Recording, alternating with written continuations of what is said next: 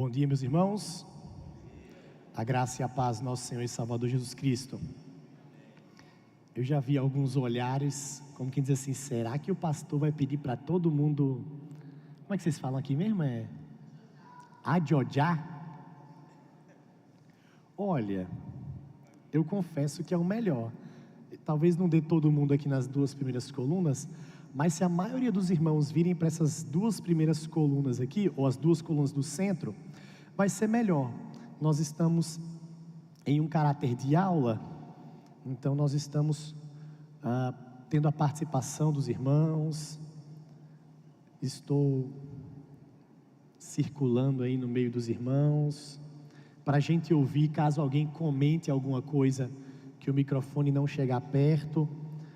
Então seria o ideal que todos pudessem vir para essas colunas do meio, porque aí a gente consegue olhar para todo mundo. Tem lugar aqui na frente.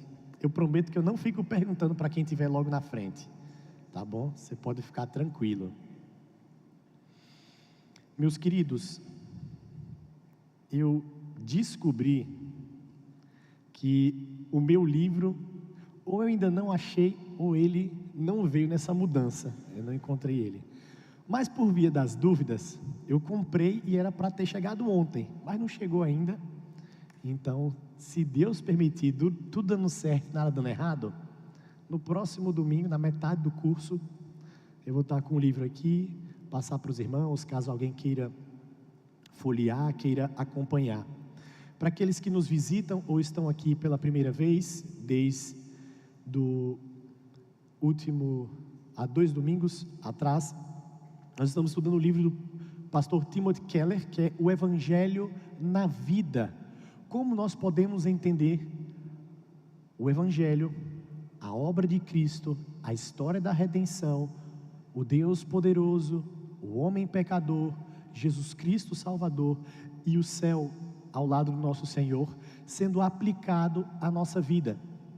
E na primeira aula, nós pudemos observar a respeito da cidade. Nós estamos inseridos em uma cidade, tal qual foi na época da Babilônia, em que o povo estava inserido na Babilônia, mesmo quando tinham sido levados como cativos, eles deveriam viver e entender aquela cidade. E o resumo daquela aula foi que nós precisamos entender que nós não estamos na cidade para apenas usufruir dos benefícios dela, mas nós estamos na cidade para impactá-la com a palavra do nosso Deus. Na semana passada, nós observamos a respeito do coração, como o nosso coração, ele é enganoso, e nós vimos de uma forma bem interessante a respeito da parábola do filho pródigo, que é intitulada assim, mas nós vimos que na verdade os 2 filhos, eles eram reflexo de corações endurecidos, um porque saiu e viveu de uma maneira dissoluta e imoral, mas o outro que ficou por pura arrogância também do seu coração, como quem quisesse usufruir daquilo que o pai poderia oferecer e não de um relacionamento genuíno com o seu pai. E hoje nós vamos para a nossa terceira aula, cujo tema você que viu nas redes sociais, tá pegando ali? Tá, né? Nós vamos ver a respeito da idolatria. Convido os irmãos a abrirem suas Bíblias na carta de Paulo à igreja de Roma, no capítulo 1. Carta de Paulo aos Romanos, capítulo 1.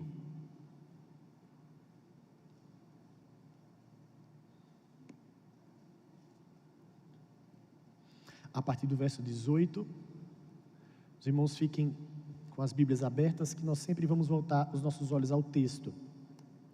Diz assim a palavra do nosso Deus: a ira de Deus se revela do céu contra toda a impiedade e perversão dos homens que detêm a verdade pela injustiça. Porquanto que se Deus se pode conhecer, é manifesto entre eles, porque Deus lhes manifestou.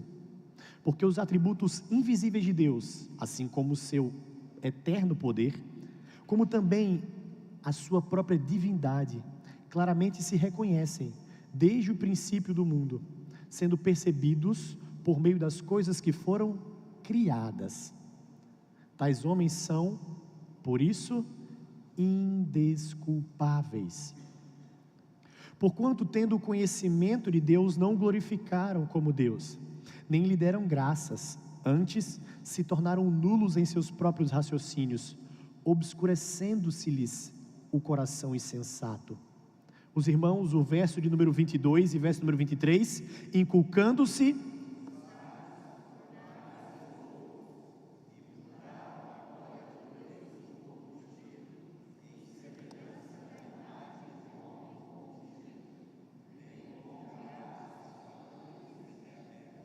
por isso, Deus entregou tais homens à imundícia, pelas concupiscências de seu próprio coração, para desonrarem o seu corpo entre si. Pois eles mudaram a verdade de Deus em mentira, adorando e servindo a criatura em lugar do Criador, o qual é bendito eternamente. Amém. Deus Santo, nós estamos diante da Tua Palavra, e nós precisamos de uma intervenção do Senhor para compreendermos a Tua Palavra. É difícil, ó Deus, para nós entendermos os caminhos do alto. É difícil, Senhor, para nós compreendermos a profundidade e a beleza do texto. Por isso nós clamamos ao Senhor: tem misericórdia de nós. Ajuda-nos, ó Deus, a entendermos a Tua Palavra. Ajuda-nos a buscar cada vez mais a Tua Palavra. É assim que nós choramos, em nome santo de Jesus. Amém. Meus queridos, nós estamos diante desse texto de Romanos, e a carta de Paulo à igreja de Roma, ela tem algumas características interessantes. Primeiro, porque ela é conhecida por ser um compêndio teológico, por ser uma carta extremamente densa teologicamente, mas nós nos esquecemos qual é o propósito básico da carta de Paulo à igreja de Roma. Qual é o propósito principal? Por que Paulo escreve essa carta a essa igreja? Alguém se lembra? Falaram aqui justificação pela fé. Não. Qual é o objetivo dele escrever essa carta?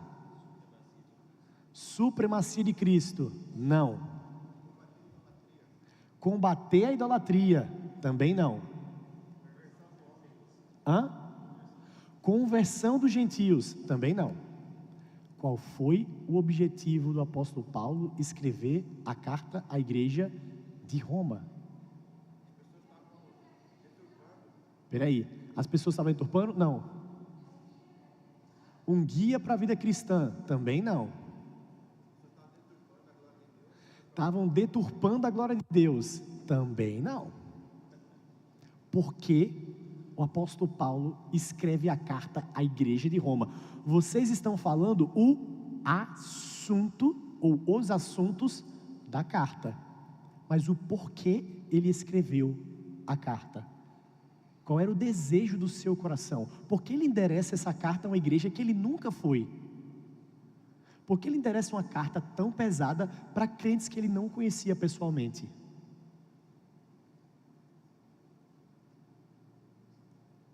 Gente, pelo amor de Deus, carta de Paulo aos Romanos, tudo presbiteriano, carta de Paulo aos Romanos é para gente conhecer tudo dela.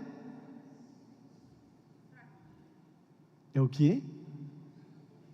Lá no fundo.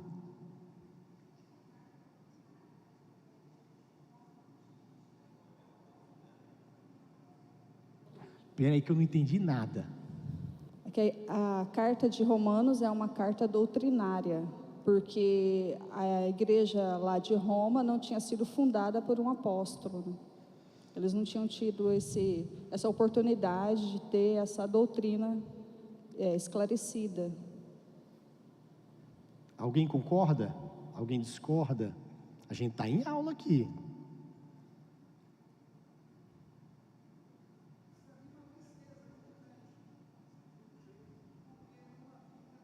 Peraí, espera o microfone chegar. Diga, meu querido, que hoje tem mais gente. Eu penso que estava havendo uma grande tristeza de Paulo por não ter tido as pessoas não terem entendido sobre o amor verdadeiro de Cristo e daqueles que estavam falando de Jesus, né? Estavam mais voltados às práticas do mundo, né? Das pessoas, dos homens. Mais ou menos isso que eu estou Vamos entendendo. adiantar nossa aula aqui. Abra em Romanos capítulo 15, por favor.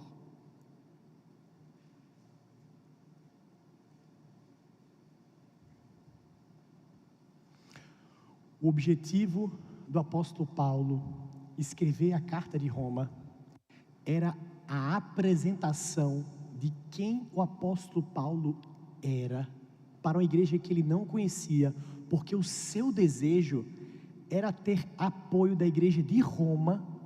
Sabe para quê? Para ele pregar o evangelho na Espanha. Romanos capítulo 15, a partir do verso número 22. Essa foi a razão porque também muitas vezes me senti impedido de visitar-vos. Mas agora, não tendo já campo de atividade nessas regiões e desejando há muito visitar-vos, penso em fazê-lo quando em viagem para a Espanha, pois espero que de passagem estarei convosco e de lá seja por vós encaminhado, depois de haver primeiro desfrutado um pouco da vossa companhia. Mas agora estou de partida para Jerusalém a serviço dos santos, porque aprove a Macedônia e a Acaia levantaram a coleta em benefícios dos pobres, dentre os santos que vivem em Jerusalém. Isto lhes pareceu bem, e mesmo lhes são devedores, porque se os gentios têm sido participantes dos valores espirituais judeus, devem também servi-los com bens materiais. Tendo, pois, concluído isto, e havendo-lhes conseguido este fruto, passando por vós, irei à Espanha, e bem sei que ao visitar-vos, irei na plenitude da bênção de Deus. O apóstolo Paulo escreve uma carta com essa densidade teológica, com assuntos difíceis como soberania de Deus, como vai falar lá no capítulo 9 de Romanos, a respeito da eleição. Ele vai tratar a respeito de justificação pela fé, vai fazer o comparativo do primeiro Adão e o segundo Adão, a saber, Jesus Cristo, e todo esse compêndio teológico era o objetivo de apresentar qual seria a mensagem que ele iria pregar o evangelho na Espanha. Vocês não me conhecem, vocês não conhecem meu apostolado, eu nunca fui no meio de vocês. Deixa eu falar quem sou eu, o apóstolo Paulo, no que eu creio, no que a Bíblia, ou melhor, no que a revelação de Deus chegou até mim, e aquilo que eu vou pregar lá na Espanha, e eu conto com a ajuda de vocês. Prioritariamente, a carta de Paulo à igreja de Roma é uma carta missionária, é de um missionário pedindo apoio, porque, meus irmãos, missões e boa teologia andam lado a lado. Não adianta nós termos uma boa teologia se nós somos péssimos missiólogos ou péssimos missionários. Mas também não adianta querer sair por aí dizendo que você vai ser um ótimo missionário se você não tem uma boa teologia. Então, o comparativo que nós temos de teologia, estudo, doutrina, conhecimento, é como se fosse um trilho. E a missão, ou a pregação do evangelho, ou a missiologia, é como se fosse o vagão, o trem. Você precisa ter bons trilhos, mas precisa passar um vagão para que as pessoas possam ouvir essa mensagem. Muitas vezes nós lustramos o trilho, temos um trilho muito bem organizado, limpinho, maravilhoso. Não, coloca um trem. Não precisa de trem não, a gente quer só o trilho. Não tem sentido uma estrada de ferro sem trilhos passarem, ou sem vagões passarem por cima. Nós vivemos isso aqui na nossa cidade recentemente, né? Ou estamos vivendo ainda. Tivemos trilhos aos quais nunca passaram nenhum vagão. É quando nós queremos somente nos gabar da nossa teologia e do nosso conhecimento de Deus e não fazermos com que Ele chegue até as pessoas. Mas o contrário também não serve, porque os vagões que foram comprados ou não sei, a gente não sabe onde é que eles estão. Já levaram, né? Estava lá, parado. É o que acontece às vezes com muitas pessoas. Não, eu quero fazer, e vamos, e quer fazer acontecer, mas não tem um bom trilho que vai conduzir esse vagão chegar de uma maneira correta. Então o apóstolo Paulo, quando ele escreve a igreja de Roma, ele faz justamente sobre isso. E aí, quais são os fundamentos que ele vai lançando? No capítulo 1, ele vai falar a respeito da idolatria. E Paulo é meio ousado, né? Falar para a idolatria no meio da igreja de Roma, para os romanos, para o centro do Império Romano daquela época. E o texto que nós acabamos de ler, nós percebemos o apóstolo Paulo mostrando a respeito de elementos muito distintos que nós vamos observar nas perguntas da nossa aula de hoje. Me deram um negócio meio chique aqui, que eu não sei para onde vai não. Eu vou apertar os... Aí foi. Eu vou apertando aqui, você vai me dizendo se foi. Por que ou por qual razão nossa mente e nosso coração se tornaram fúteis e obscurecidos, segundo o texto? Como tem muita gente, a gente quer a participação de várias pessoas. Aí tem, nosso irmão Gabriel está ali com o microfone, nosso irmão Diácono Jonas está com o microfone. Quem quiser participar, levanta a mão. Caso ninguém queira participar, eu vou chamar os nomes que eu conheço. Então, se eu já sei o seu nome, você vai ser chamado várias vezes. Então é melhor você voluntariamente falar. Por que razão a nossa mente e o nosso coração se tornaram fúteis e obscurecidos? Um de cada vez. Levanta a mão e espera chegar o microfone, abençoada, para todo mundo te ouvir aqui, ó. Eu sei que foi uma mulher aqui, mas não sei nem quem foi. Ah, foi a Lise. Pronto, fala, minha irmã, chegou aí. Bom, no versículo 21 fala: tendo conhecimento de Deus, não glorificaram como Deus, nem lhe deram graças, mas se tornaram nulos em seu próprio conhecimento, seu próprio raciocínio, obscurecendo-lhes o coração insensato.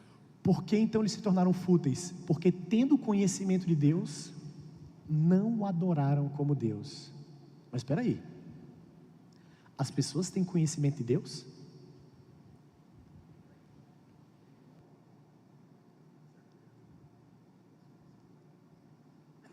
Vamos lá, aquele nosso quiz maravilhoso. Quem acha que as pessoas, o mundo todo, tem conhecimento de Deus? Levante uma de suas mãos. Pode abaixar a mão. Quem acha não, o pessoal do mundo não conhece a Deus? Levante uma de suas mãos. Uai, e quem não acha nada? Levanta a mão, porque tem gente que não levantou para sim, não levantou para não. Eu não entendi. Fala, meu querido. Opa, peraí, vai chegar aqui o microfone. Se for um conhecimento no sentido de relacionar-se com Deus, pode ser que o mundo não tenha, mas o conhecimento de esclarecer que Ele existe, que Ele está aí, Ele se mostrou, o próprio texto diz que Ele se mostrou através de toda a sua criação, que é a revelação geral. Mas o relacionamento pode ser que não. E aí nós precisamos definir bem os termos. Quando nós estamos falando sobre o conhecimento de Deus, é justamente esse conhecimento geral. As pessoas têm conhecimento de Deus. João Calvino, ele cunhou um termo chamado sensu divinitatis. Você vai traduzir por ideia de divindade no coração. Todo mundo tem uma ideia de divindade no coração. Então, esse sensu divinitatis, ele foi incrustado, foi colocado no homem. Lá em Eclesiastes fala isso: colocaste a eternidade no coração dos homens. Todos os homens são imagem e semelhança de Deus. Quer saber o momento em que você pode perceber isso? Vai numa conversa com uma pessoa que não conhece a Deus. Aí você vai lá, você está evangelizando, falando de Jesus, falando de Deus, e a pessoa está rebatendo.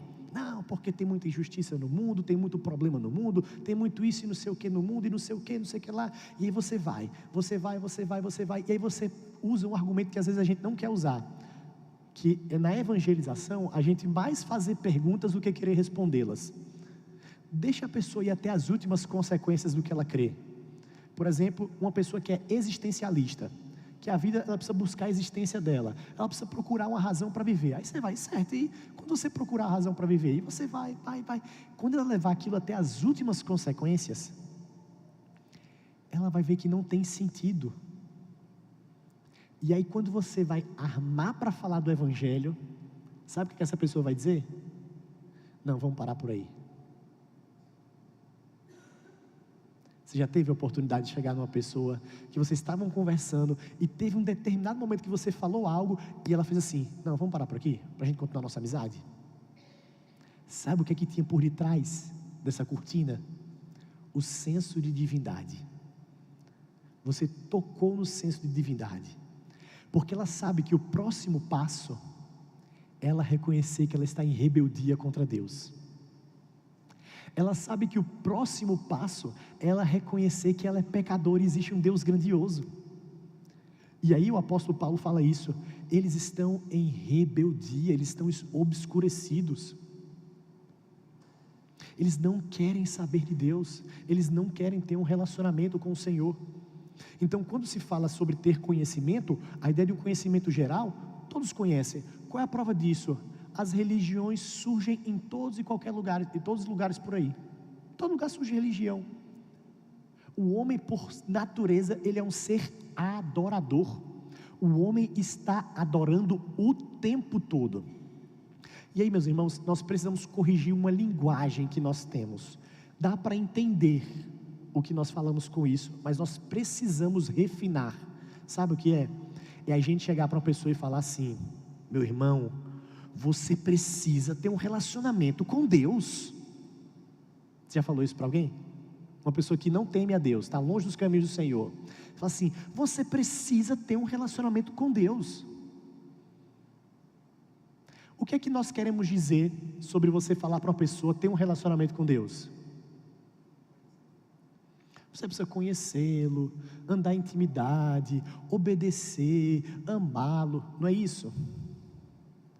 Só que segundo esse texto, os homens têm relacionamento com Deus? Tem. Qual é o relacionamento que eles têm com Deus? Qual é? Não, tem um conhecimento, mas qual é o tipo de relacionamento que tem com Deus? O relacionamento de rebeldia, de negar. Então entenda uma coisa: todos os homens estão em um tipo de relacionamento com Deus. A diferença é que existe um bom relacionamento com Deus e existe um relacionamento péssimo com Deus. Mas todos têm um relacionamento com Deus. O que é que nós queremos dizer com isso? É que só existem duas possibilidades: ou nós estaremos ao lado do nosso Senhor, ou nós estaremos distantes de Deus por toda a eternidade. Quando a gente fala que uma pessoa tem que criar um relacionamento com Deus, nós abrimos um leque para, inclusive, inconscientemente na cabeça da pessoa, falar assim: você pode não crer em nada, você pode se relacionar ou não com Ele. Não, nós estamos. O apóstolo Paulo vai falar também em Romanos que nós estávamos como rebeldes, filhos da ira. Fala, meu querido.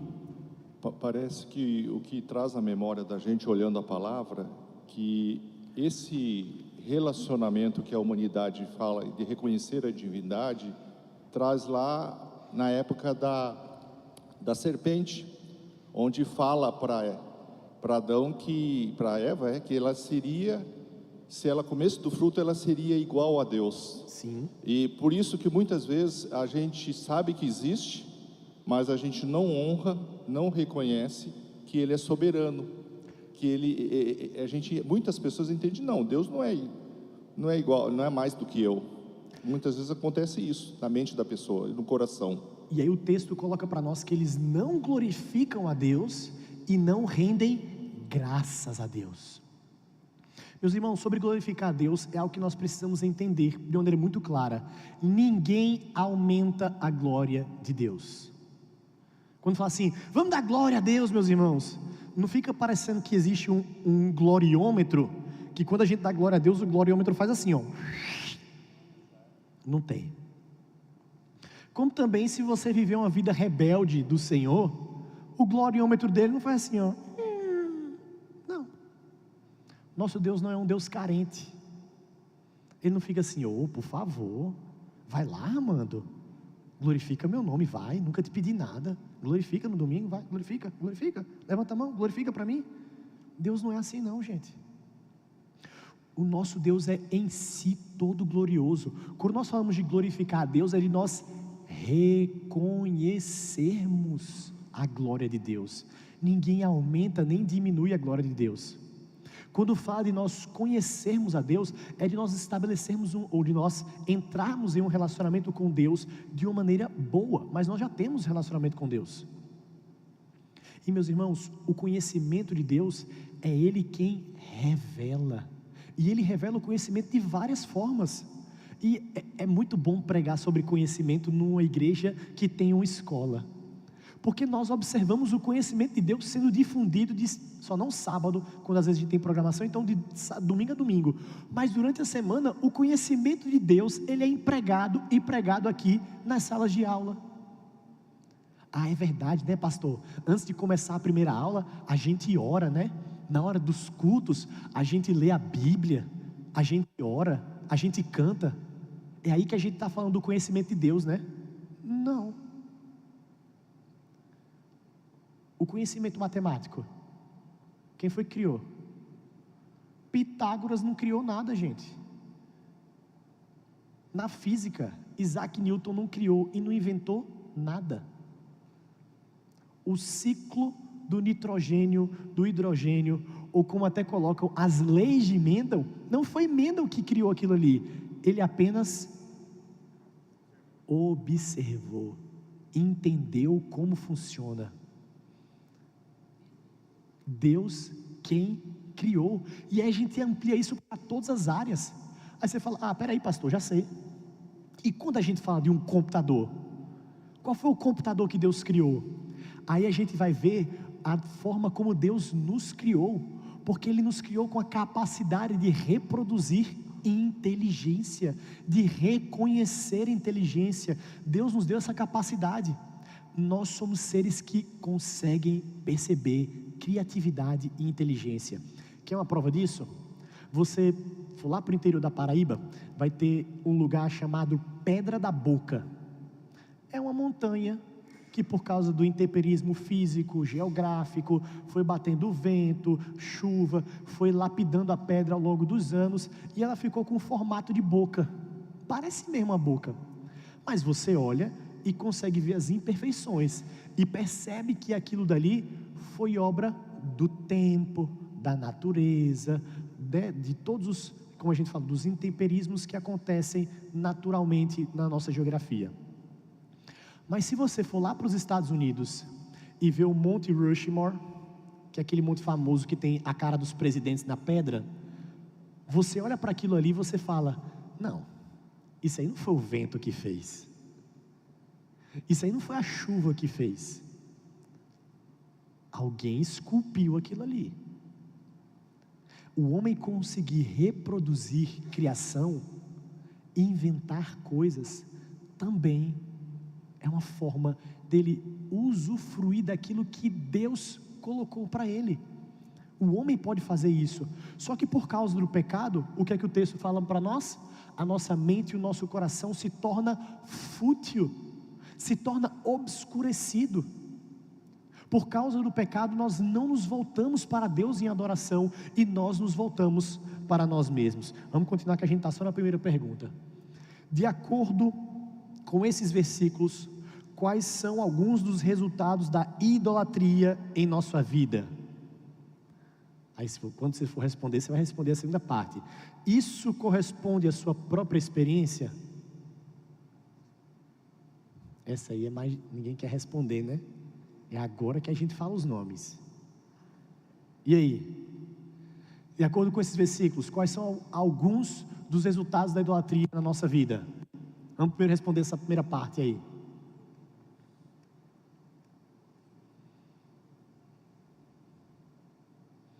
Ali o presbítero Sidney, depois, ali o regra parlamentar, quem está mais longe?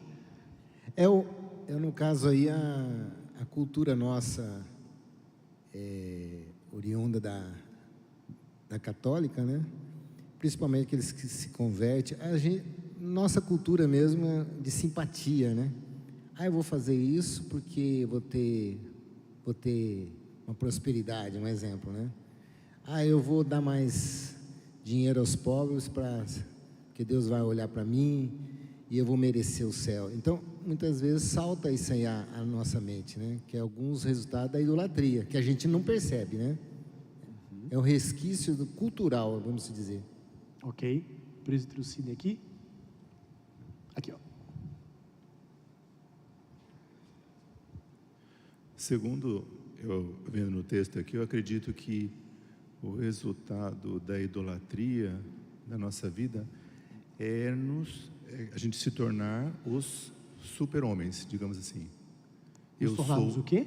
Nos tornarmos super-homens, super-mulheres. Eu sou sábio, eu entendo, que ele fala assim.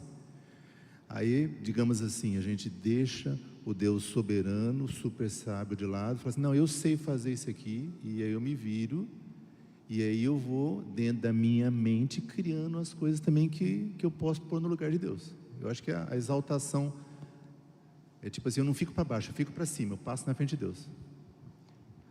Ali. Eu entendi que, talvez, também resumindo o que o Sidney disse, a soberba, né? O homem querer ser Deus e achar que tem a capacidade de fazer o que Deus faz. Então, a soberba é um dos resultados. E tem até um exemplo... Não, nem vou dar esse exemplo. Alguém pode. Então, tá bom. Aqui, Jorge. A percepção do texto é que eu acho que o homem se coloca em uma das piores condições, que é Deus tirar a mão da cabeça dele. Quando a palavra diz que Deus entregou os homens à sua própria imundícia. Então, Deus se aparta da presença desses homens. Vamos pular uma casa para trás aqui. Quando nós falamos de idolatria, nós estamos falando de quê? Tudo que está no lugar de Deus. Tudo que está no lugar de Deus. Então, sim, nós temos exemplos claros, né, da questão das imagens em alguns segmentos religiosos, que as pessoas se voltam tendo a expectativa de que ou aquela imagem, ou aquela entidade, ou aquela personalidade, de alguma forma vai poder trazer algo para as nossas vidas. Isso talvez seja uma personificação mais fácil. Mas, por exemplo, quando nós falamos que nós precisamos alcançar uma determinada quantia financeira para aquilo nos trazer paz, o que é aquilo na nossa vida? Idolatria. Porque quem é que pode nos dar a paz? Deus. Então, meus irmãos, os ídolos verdadeiros, e aí eu já vou fazer propaganda do nosso clube do livro, que vai estudar o livro Pecados Intocáveis, do Jared Breeds. Você pode falar com a nossa irmã Karina ali, que ela vai de alguma forma instruir você a como você vai participar das leituras. Ele vai falar justamente sobre a idolatria, como ela não aparece. O nosso ídolo não quer aparecer, mas os ídolos exigem sacrifícios. Os ídolos exigem adoração. Então, quando a gente alcança aquela determinada quantia financeira, a gente olha para o lado, para o outro e diz assim: agora eu posso descansar. É assim que nós fazemos? É assim que o dinheiro faz com a gente? Não. Mas se eu alcancei isso daqui, o que é que eu consigo alcançar daqui 5 anos? Aí a gente trabalha, aí alcança, aí a gente fala assim: não, mas dá um pouquinho mais, agora vai. Agora começamos a caminhar, e o ídolo vai exigindo, e ele vai prometendo: não, quando você alcançar aquilo ali, você vai ter satisfação, quando você tiver aquilo aí, você vai ter plenitude, e aí você alcança e você quer mais, e você quer mais, e você quer mais, porque ídolos fazem promessas que não podem cumprir. E quem é que fez isso também? Fez uma promessa que não pôde cumprir? Você deu exemplo já. Satanás. Vocês vão ser iguais a Deus. Aí a mulher pega, come, entrega ao marido, come, e eles têm vergonha saem de perto um do outro, se escondem, daqui a pouco começam um a acusar o outro. O pecado faz promessas que não pode cumprir. Os ídolos fazem promessas que não podem cumprir, prometem satisfação, prometem alegria, prometem plenitude, prometem alegria nessa terra que não pode cumprir. Então, quais são as consequências ou os principais resultados da idolatria na nossa vida? Nós vivemos como escravizados. Aí é curioso, porque lá no Nordeste a gente fala engolir corda. A gente fica com corda, engolindo corda justamente do mundo. Porque eles dizem que o lugar de escravidão é onde? Aqui. Está todo mundo sentadinho, quietinho, olhando um cara ensinar como você deve viver sua vida. O mundo chama isso de quê? Escravidão. Um Deus tirano que diz assim: se você não me obedecer, se você não fizer o que eu mando, eu vou te punir. Escravidão. Ele parece um senhor feudal ou um dono de engenho. Só que o texto bíblico mostra para nós que é justamente o contrário. Quando o homem quer viver para ele mesmo, quando o homem quer viver segundo o seu coração, ele vive escravizado do seu coração. Meus irmãos, muitas vezes nós somos guiados por hábitos escravizadores. Muitas vezes nós somos guiados como animais pelos nossos próprios instintos que surgem do nosso coração. E aí aberrações e atrocidades acontecem por causa dos impulsos, por esse falso desejo de liberdade. Olhe a área da sexualidade, como está o mundo aí por aí afora. E muitas vezes dentro da igreja, por causa do desejo, por causa da vontade, por causa daquele impulso, por causa do que os olhos veem, por causa daquilo que eu quero ter e não pertence a mim, e aquilo vai forjando como uma fonte imunda e pecaminosa, e as pessoas querem mais, e elas fazem de tudo e qualquer tipo de coisa para satisfazer o seu próprio corpo e satisfazer o seu próprio prazer. Aí casamentos são quebrados, famílias são destruídas, as pessoas fazem atrocidades em busca do próprio prazer e dizem que isso é liberdade. E nós muitas vezes na igreja começamos a acreditar nessas coisas.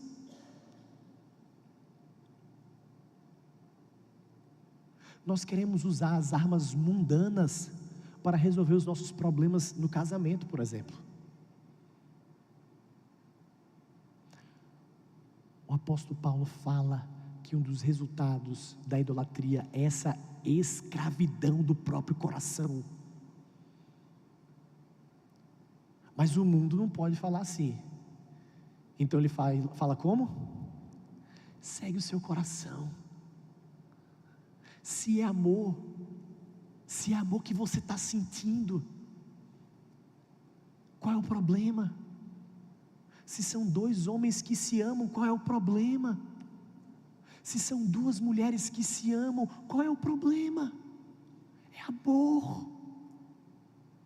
Só que eles não entendem que isso é fruto de uma disposição contrária àquilo que Deus ordenou. E eles não querem ouvir isso, eles só querem ouvir o coração. Eles só querem ouvir o coração.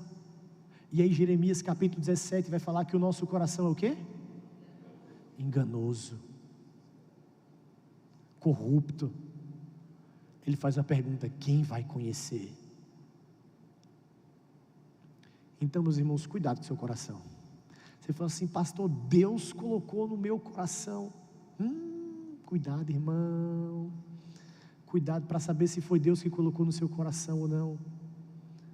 Porque como a gente viu na igreja de Éfeso, era uma igreja que sabia muito, mas o coração já tinha sido contaminado. O nosso coração é facilmente contaminado, meus irmãos. A gente nunca está satisfeito, a gente sempre quer mais. Nunca está bom. O maior exemplo de pecador é a criança que não está satisfeita. Toda hora quer mais, toda hora quer uma coisa diferente. Só que é um reflexo nosso, nós somos assim também. A gente quer mais e quer uma coisa diferente e quer satisfazer o nosso coração. Então o apóstolo Paulo mostra para nós que um dos principais resultados é essa idolatria que nos traz a escravidão. Mas também nós somos enganados, trocamos a verdade de Deus em mentira. Meus irmãos, nós precisamos estar atentos a isso. As pessoas querem colocar que o que é mentira é verdade e o que é verdade é mentira. A verdade de Deus hoje é considerado como mentira. Hoje as pessoas querem relativizar a palavra de Deus, ou como nós vimos recentemente, querem atualizar a palavra de Deus, revisitar textos bíblicos e entender como a gente pode aplicá-los melhor aos dias de hoje, a parte do todo que é a revelação. Precisamos estar atentos. Vamos lá, seguindo, tem muita coisa. Foi.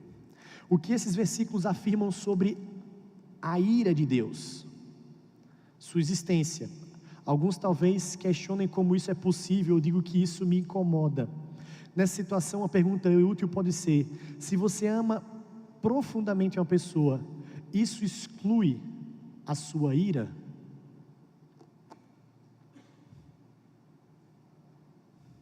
Vamos trabalhar por partes.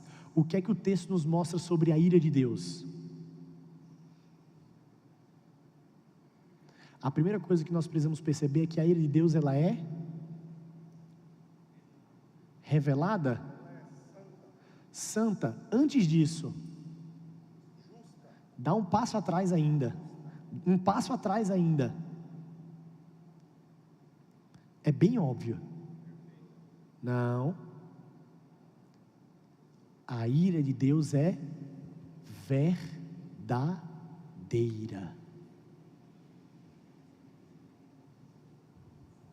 Existe.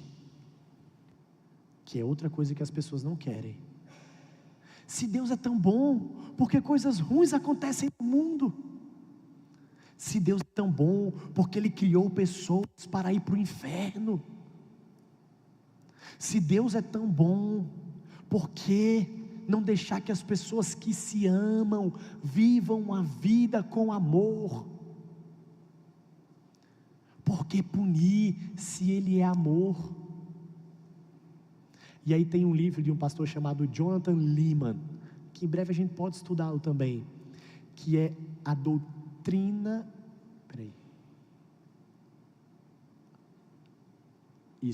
a superofensa da doutrina do amor de Deus. A superofensa da doutrina do amor de Deus. E ele vai tratar sobre disciplina eclesiástica, à luz do que é o amor de Deus. Ele vai trabalhar textos, por exemplo, como o de Hebreus, que Deus só disciplina aqueles que Ele ama. Mas, meus irmãos, a ira de Deus está dentro dos seus atributos, que são as suas características. Então a primeira coisa é: a ira de Deus é verdadeira. Não fique achando que no final, nos 48 do segundo tempo, no apagar das luzes, com o nosso jeitinho brasileiro, com todo o esquema de manipulação, de arbitragem, se talvez o VAR nos olhar de uma forma diferente, a gente vai achar que por ter vivido uma vida ímpia, longe do Senhor, a gente vai chegar assim: é Deus, mas você sabe que a carne é fraca, né? Aí ele vai dizer assim: é verdade, meu querido, pode entrar. Isso acontece em algum filme, vocês lembram qual é? Filme famoso, O Alto da Compadecida. João Grilo vive uma vida ímpia. Aí no final, ele vai lá, engana Jesus, chama Nossa Senhora para interceder por ele, e aí ele volta. Os outros, o padeiro, a mulher do padeiro, o padre, o bispo, o cangaceiro, veja meus irmãos, que são elementos que nós utilizamos, e são palavras fortes, porque, não sei se vocês vão lembrar, e é um bom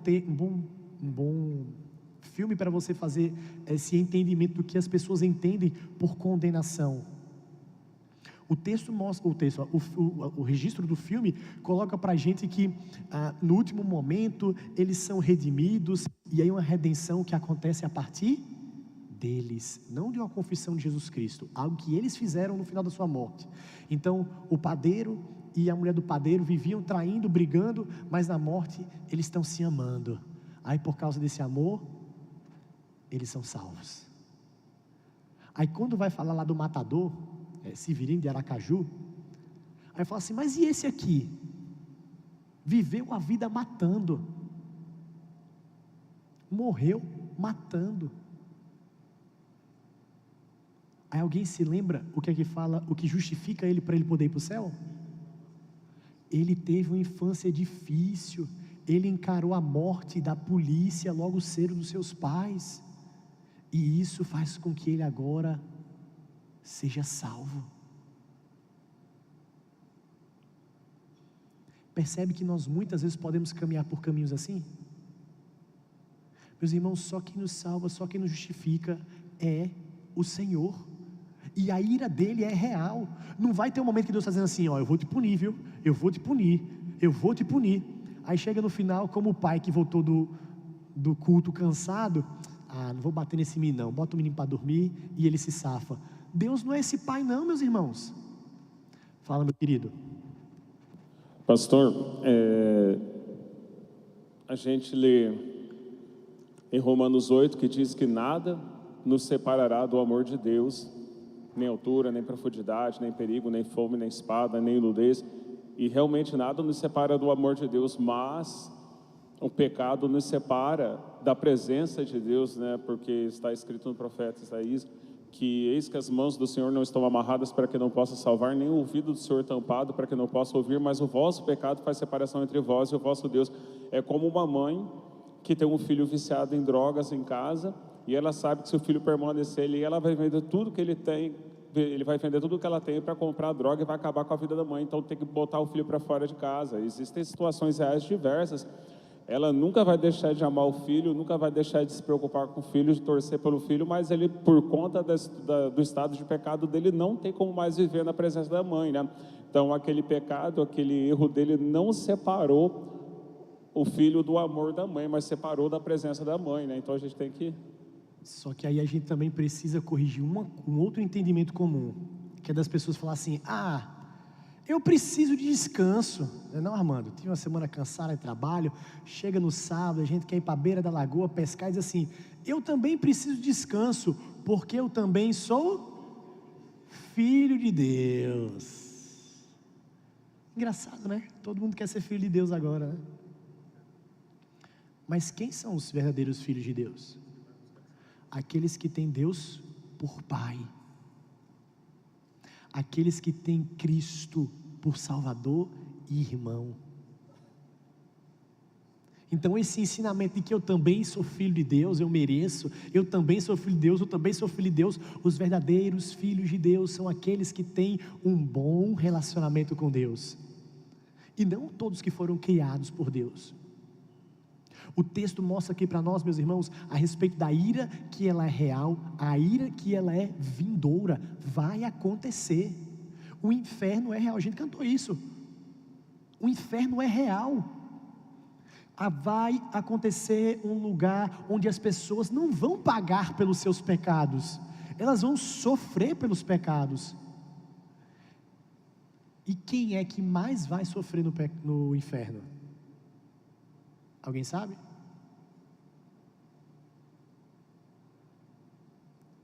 Aquele que as pessoas acham que reina no inferno. O próprio Satanás. Ele já está derrotado. Ele já está condenado. Ele vai sofrer no inferno também. Só que as pessoas acham que Satanás, ele é o rei do inferno, que ele vai ter alegria no inferno, ele vai ter prazer no inferno. As pessoas acham que Satanás de alguma forma vai ter a plenitude de ver pessoas sofrerem. Não, ele vai sofrer como todas as pessoas. Ele vai sofrer igualmente por toda a eternidade longe do Senhor. Meus irmãos, o inferno é real.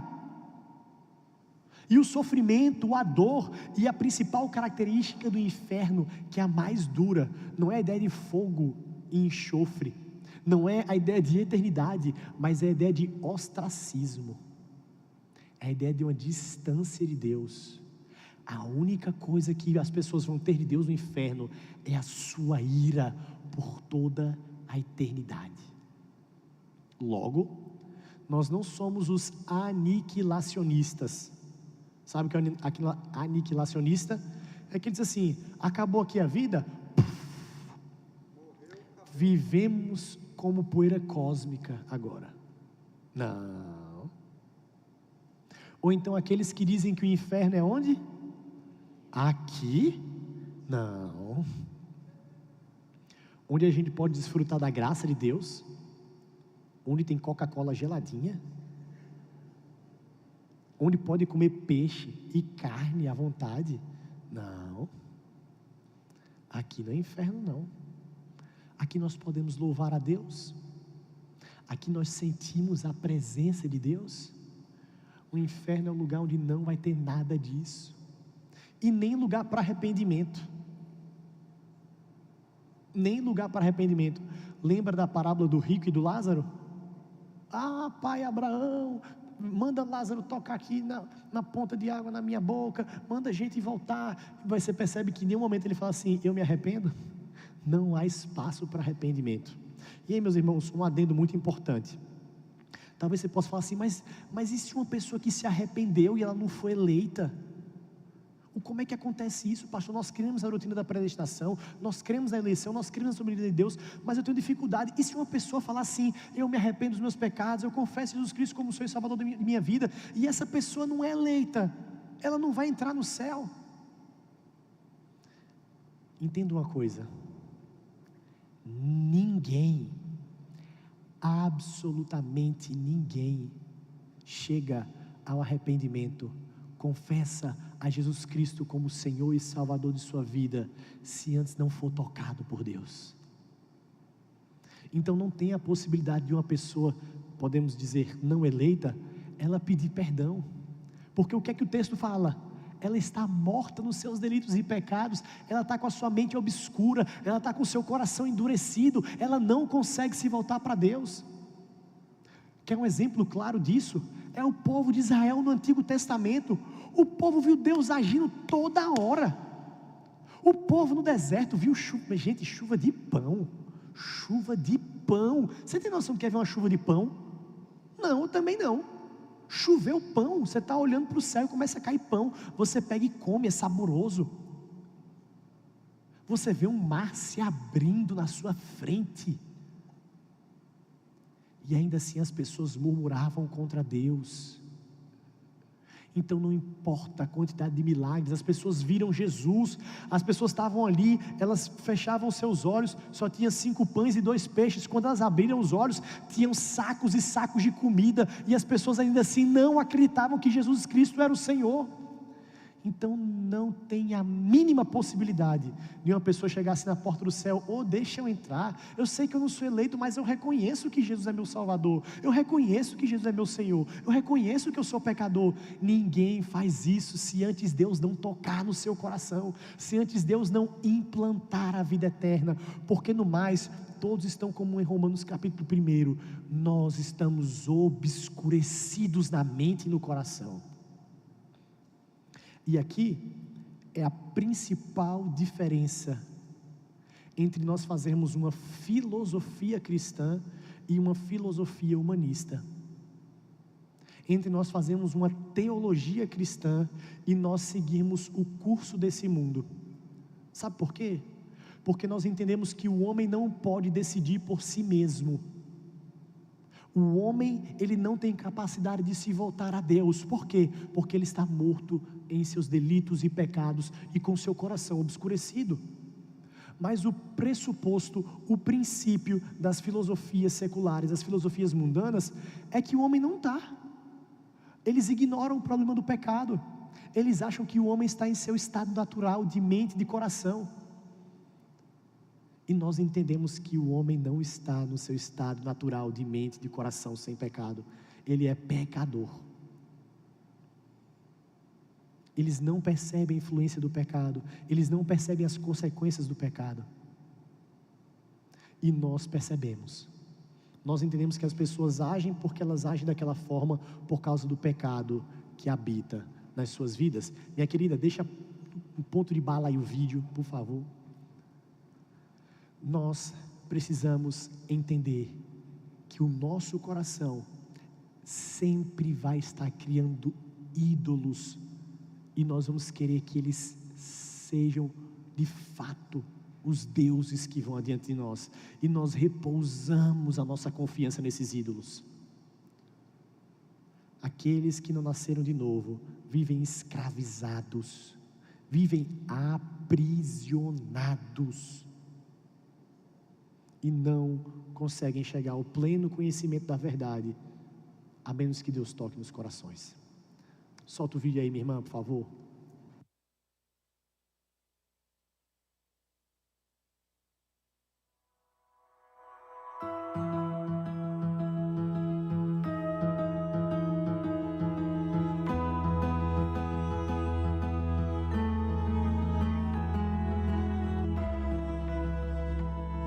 What thing, if you lost it, could make you lose your will to live? What thing, if you lost it, would make all meaning and significance and hope disappear from your life? Whatever that thing is, the Bible calls it an idol. An idol is anything more fundamental than God to your happiness, meaning in life, or identity. Idolatry is the inordinate desire for anything, even good things, especially good things. And therefore, anything can be an idol, even good things such as career or family or achievement or some good political cause or physical attractiveness or romance or human approval or financial security or anything. So, how do you spot the symptoms of idolatry in your life? Alfred Adler, a very prominent psychologist, said it's very hard to find out what you're really living for just by asking that question. Because then you'll answer, I'm living for my family, or I'm living for God, or I'm living for other people. But Adler says, if you want to know what you're really living for, look at your nightmares. What is your worst nightmare? What thing, if it were absent, might take away your very desire to live? That is your idol. Because anything, were it removed, that would take away your very desire to want to even go on with life, that's your actual deity. That's the real thing that justifies your life, that for you gives your life worth and value. And it may be a good thing, but if it's an ultimate thing, and it's not God, it's an idol. So for example, imagine that you were engaged. And if you're engaged, then that relationship will bring great meaning in your life. Of course it will. And then imagine you broke up. Something happened and you broke up.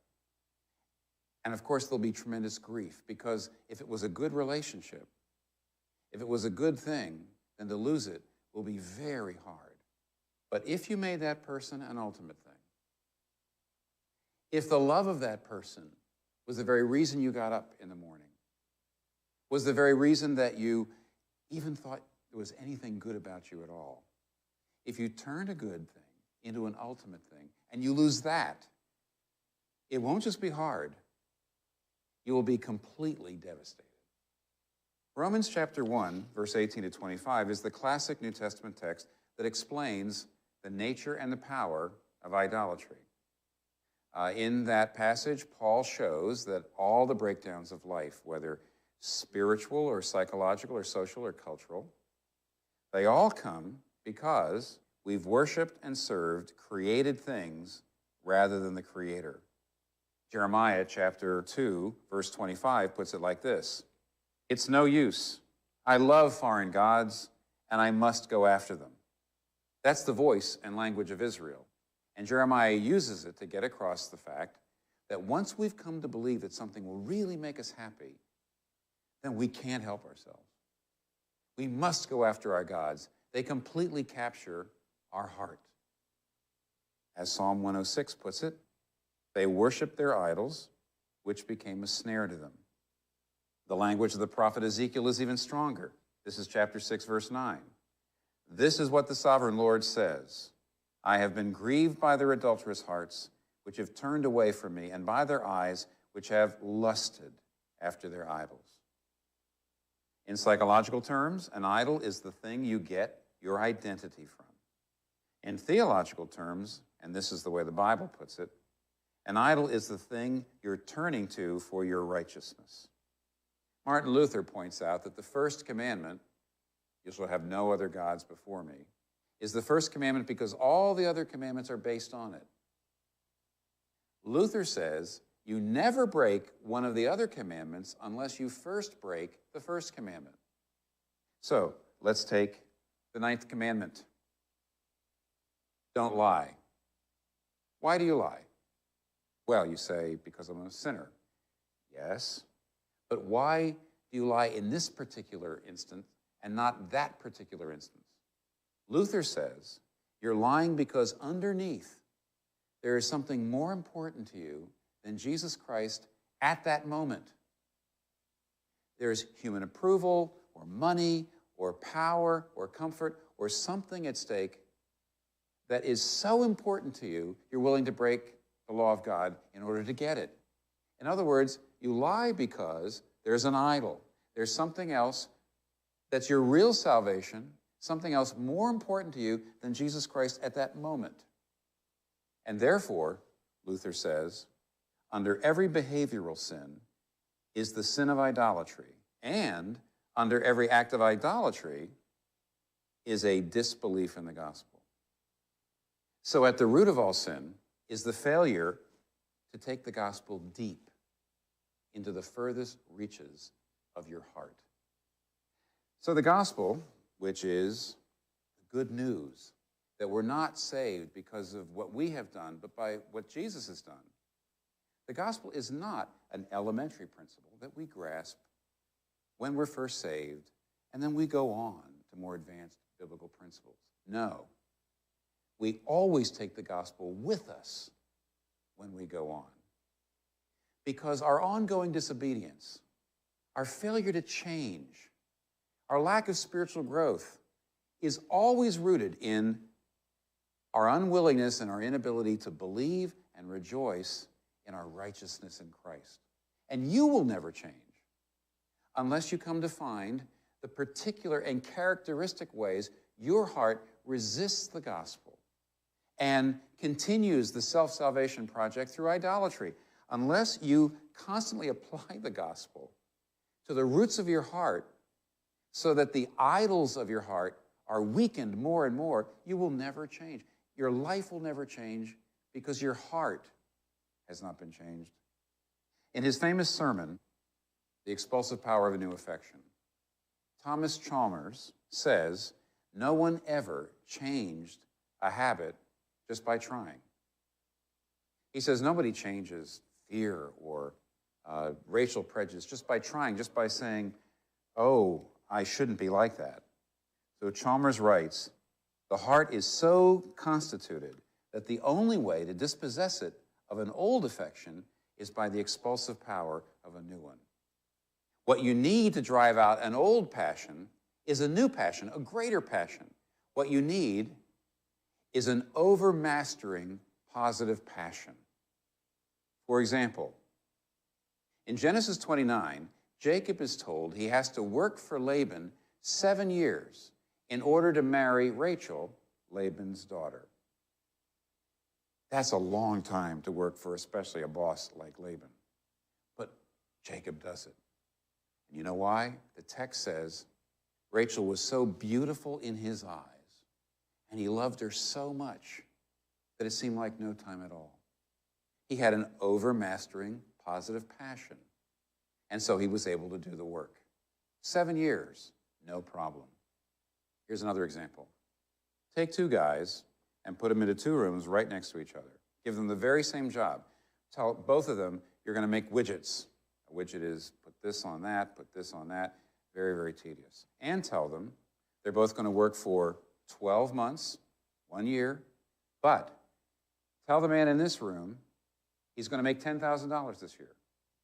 But tell the guy in this room he's He's going to make $1 billion this year. And I can guarantee you, the man in this room will get very bored very fast. But the man in this room will come to work every day with a song in his heart. Why? What's the difference? It's the same job, the same circumstances. But the man in this room has got an overmastering positive passion. He's excited about his future. He's thrilled by what's coming. And as a result, it's not just easy, the work is a joy.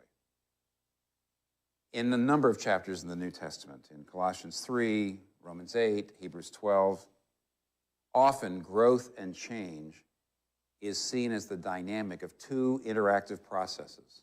Putting things to death, that's repentance. Setting your mind on things above, that's rejoicing in what we have, in what we are, and what we're going to become in Jesus Christ. And so when your heart falls into fear or falls into anger, and it's because some idol has you by the throat and has gotten the ascendancy, you have to look at Jesus on the spot. You have to look at what he's done. You have to look at what he's done for you and how he willingly died for you, and here's why. Just as Rachel was Jacob's overmastering passion, the passion of his life, Jesus is our Rachel. To the degree that you see Jesus on the cross, losing absolutely everything for you, he will become a beauty to you. He will become so beautiful in your eyes that you will be able to change. These things that control you now, they'll lose their power. Do you know how to work on your heart like that? It's only by rejoicing in and resting in what Jesus Christ has done for you that you can replace your idols. And if you really want to change, and if you want to really pound the gospel more deeply into your heart, Jesus Christ must become your overmastering positive passion.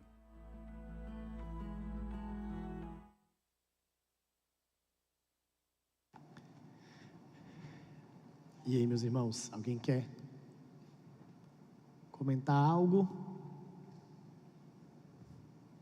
Um de cada vez aí. Não? Ninguém? Aqui, ó.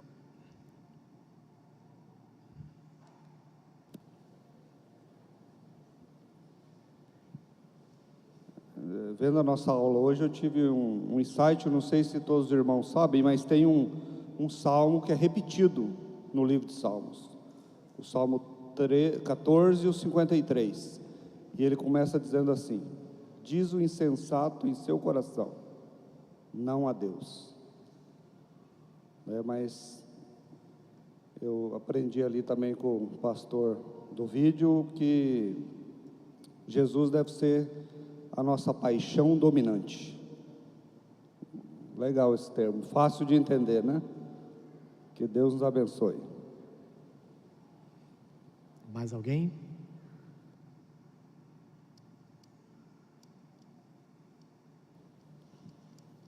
Um coração empolgado com Jesus, né? Cheio da presença do Senhor, para não dar espaço ao nosso próprio coração, né?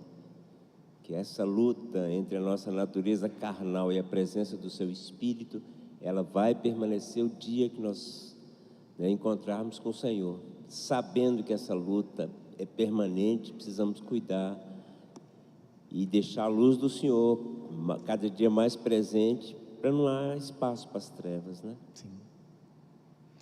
E aqui, meus irmãos, que a nossa hora está bem avançada, um alerta aos pais. Encarem os seus filhos como filhos, amem, cuidem, mas não perca de vista que eles são pecadores. Não esqueça que os seus filhos são pecadores que precisam conhecer a Jesus Cristo. E aí muitas vezes, com os nossos filhos, a gente fala assim: mas eu queria dar para ele aquilo que eu não tive. Mas eu queria me esforçar para dar aquele conforto para ele. E nós somos o que forjamos os ídolos nos corações dos nossos filhos. Nós não temos o mesmo empenho de ensinar o amor ao Senhor acima de todas as coisas. Talvez você nunca parou para pensar que os pecados que os seus filhos hoje cometem, pode ser que um dia foi você que apresentou para ele. Talvez foi você que colocou no coração dele. Talvez foi você que plantou, dizendo assim: você precisa ser alguém na vida, logo trabalhe. Então a gente colocou no coração do nosso filho, para que ele tenha importância, para que ele tenha validade, e a identidade dele vai estar registrada de acordo com o que ele faz. Somos nós que muitas vezes implantamos o pecado e a idolatria no coração dos nossos filhos. Nós precisamos apresentar o Evangelho para eles desde cedo. Mostrar para os nossos filhos que eles precisam se arrepender dos seus maus caminhos. Mostrar para os nossos filhos que existe dura e justa condenação por causa do pecado e por causa da nossa condenação oriunda do pecado. O inferno é real. E nós precisamos conduzir os nossos filhos no caminho do Senhor. Não fomente os ídolos nos corações dos filhos de vocês. É um desafio para a gente, porque nós projetamos os nossos sonhos, os nossos sucessos, as nossas realizações, e eles vão crescendo como se aquilo fosse verdade, e nós não vamos solidificando uma visão bíblica de ter Jesus Cristo como a nossa paixão dominante. Para a gente caminhar na nossa última pergunta, tinha mais coisa aí? Como é que passa esse trem aqui? É assim, né? Foi. Aqui. Se você realmente quer mudar, Jesus Cristo precisa se tornar a sua paixão dominante, ou sua paixão positiva totalmente dominante. Quando e como você constatou que isso é verdade em sua experiência ou na vida das pessoas que você conhece? Quando é que você entendeu que Jesus Cristo era de fato a sua paixão dominante? Alguém quer compartilhar isso?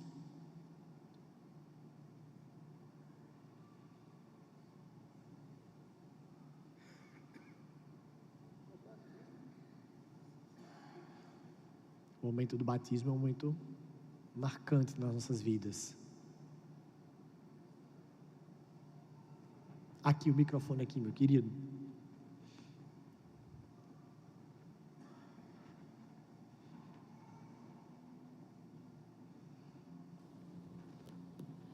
Eu creio que aconteceu comigo, né? Meus pais, eu sou de família cristã, mas essa paixão dominante aconteceu quando eu tinha por volta de uns 6 anos de idade. Era numa comunidade onde se comemorava o Natal, onde essa festividade ficava uns 3 dias. E era uma igrejinha de tábua, e um dia, véspera de Natal, o pastor pregando, né? E eu pedi para minha mãe permissão para mim ir lá na frente, porque eu queria que o pastor orasse. Naquele momento, eu creio que foi essa a minha paixão dominante. Cristo entrou no meu coração com 6 anos de idade. Amém. Meus irmãos, cada um de nós temos esse momento em que nós entendemos Jesus Cristo como Senhor e Salvador de nossas vidas. Mas talvez você pode se assemelhar a mim. Eu não sei quando isso aconteceu na minha vida. Você fala: credo, pastor, você não é crente não? Não, eu sou. Eu creio em Jesus. Mas eu nunca tive esse marco na minha vida. Eu sei de momentos em que tinha aqueles acampamentos, aqueles cultos da fogueira, e você vai lá, e você chora.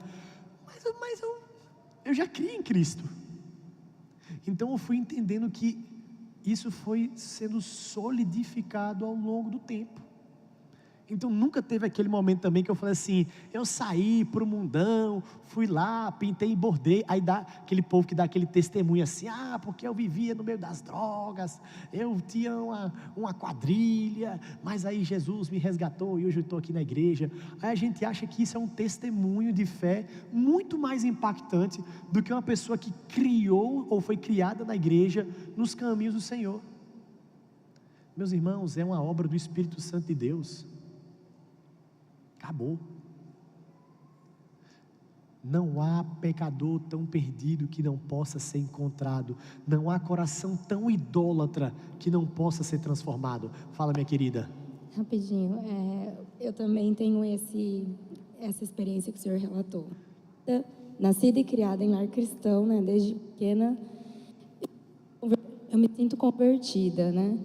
Mas essa experiência de sentir uma decisão, uma escolha voluntária por Cristo, eu acho que quando a gente se vê num ambiente onde você fala, o que eu estou fazendo aqui? Isso aqui está envergonhando o nome de Deus, isso aqui deixa eu sair daqui rápido. Eu acho que quando a gente se toca de que o que a gente está prestes a fazer, ou que a gente está sendo orientado pelas circunstâncias a fazer, e vai, de alguma forma, contrário ao que a gente sempre ensinou, e a gente escolhe.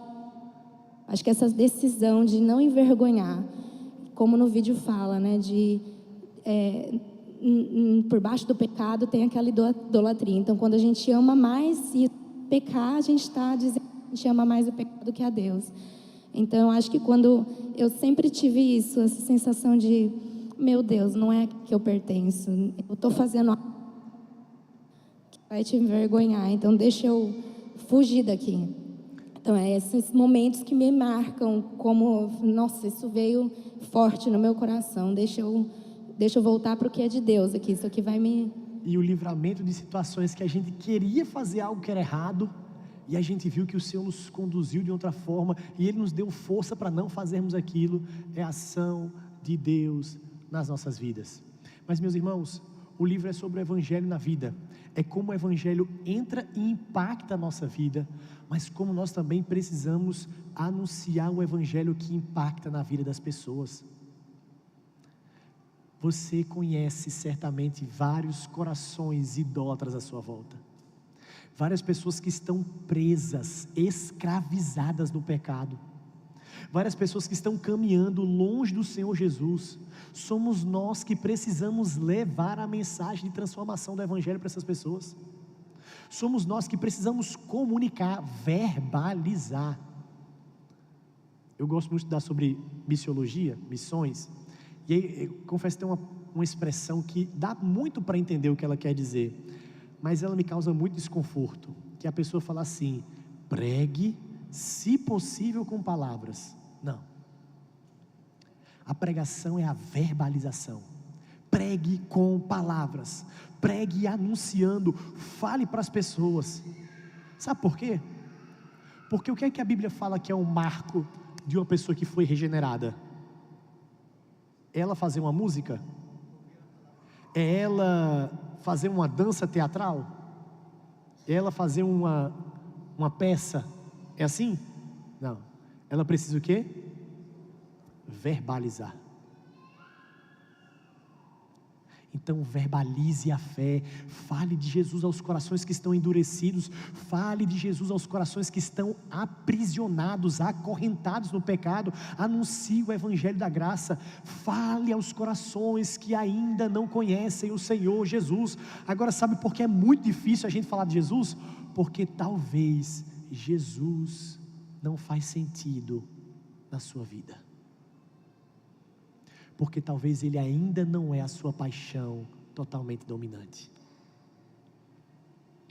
Um dos maiores empecilhos da igreja de falar de Jesus não são técnicas, não é conteúdo, não é oportunidade, é porque o Evangelho não fez sentido na vida das pessoas. É como o Evangelho entra na minha vida, é como o Evangelho destrona os ídolos do meu coração, é como eu consigo entender que viver uma vida lá do Senhor Jesus é uma vida constante e perene, o tempo todo, sem parar, sem cessar, continuamente. É quando o Evangelho inunda os nossos corações. Aí falar de Jesus é algo fácil, aí falar de Jesus é algo que flui de uma maneira natural. Falemos de Jesus para as pessoas à nossa volta, meus irmãos. O mundo carece de escutar do Salvador, o mundo precisa escutar da salvação, o mundo precisa saber quem é Jesus, e saber quem é Jesus, saber quem é Jesus, saber do Evangelho da graça. O mundo precisa saber que existe um Deus Criador, criou os céus e a terra, criou o mundo, criou tudo que existe, e o mundo também precisa saber que os homens são pecadores, eles estão em rebeldia, eles desobedeceram, e eles estão caminhando a passos largos para o inferno. Mas o mundo também precisa saber que Jesus Cristo veio para morrer na cruz do Calvário, e somente em Jesus há perdão, somente em Jesus há redenção, somente em Jesus há salvação, e há a eternidade ao lado do nosso Senhor. Percebe que isso é repetido agora constantemente? O Deus Criador, o homem pecador e Jesus Cristo, nosso Salvador. Essa é a mensagem do Evangelho. Não adianta chegar para uma pessoa e falar assim: olha, Deus quer te salvar, e a pessoa vai falar assim: mas salvar de quê? Eu estou bem, eu tenho a minha casa, eu tenho o meu carro, eu viajo 2 vezes para fora do Brasil por ano. Eu vou ser salvo de quê? Da condenação, porque eu sou condenado, eu pago meus impostos, eu cumpro o meu horário de trabalho, eu faço tudo regular, porque eu vou ser condenado. Percebe, a nossa mensagem muitas vezes ela não é clara para as pessoas. Por isso comece não falando inicialmente da morte e ressurreição de Cristo. Comece aqui, ó, existe o Deus Criador. Comece pelo começo.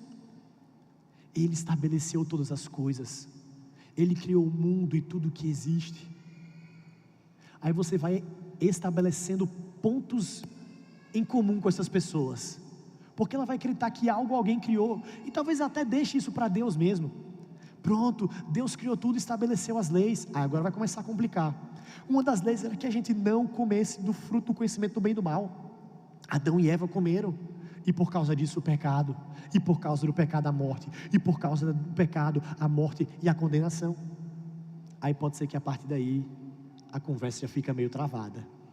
Mas pregue a palavra, mostre que para a condenação há salvação, que é Jesus Cristo, o Deus Criador, o homem pecador e Jesus Cristo, o nosso Senhor. Amém? Vamos orar ao Senhor. Santo Deus, nós nos alegramos, ó Pai, pelo privilégio, a alegria que é poder ouvir a Tua palavra. Muito obrigado, Deus, porque o Senhor se revelou a nós. Muito obrigado porque o Senhor fala aos nossos corações. Deus Santo, tem misericórdia dos nossos corações. Nós reconhecemos que nós somos pecadores, nós reconhecemos que nós somos idólatras, nós reconhecemos que nós carecemos da Tua graça e da Tua verdade. Tem misericórdia de nós, ó Deus. Que Cristo possa ser o Senhor e Salvador das nossas vidas. Que Ele de fato seja a nossa paixão positiva dominante. É assim que nós choramos, no nome santo de Jesus, que morreu na cruz do Calvário, mas hoje vive e reina por todo sempre. Amém.